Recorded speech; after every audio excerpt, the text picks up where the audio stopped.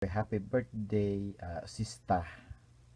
Sana ngayong birthday mo masayang masaya ka at na-surprise ka sa plano namin ni Ate Taba. Ayoko magpakita, nahihiya ako kaya tinatakpan ko. Pang magulat kayo. Well, sana lang ito na nga, magpapakita na nga ako. Ayan na. Ayan, di ba? Feel na feel.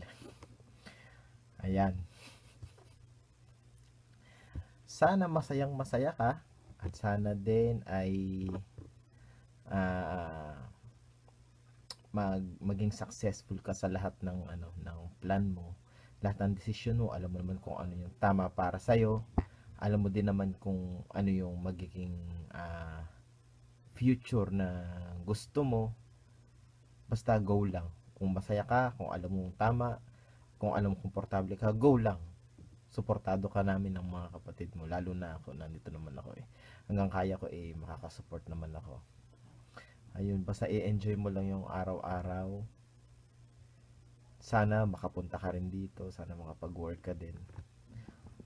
Tapos ano pa ba, sana magpapayat ka, karirin mo yung pag-heels. Ayun, yun lang. O siya, sige, aalis na muna ako at nababanas na ako sa suot ko, mainit. O siya, sige na,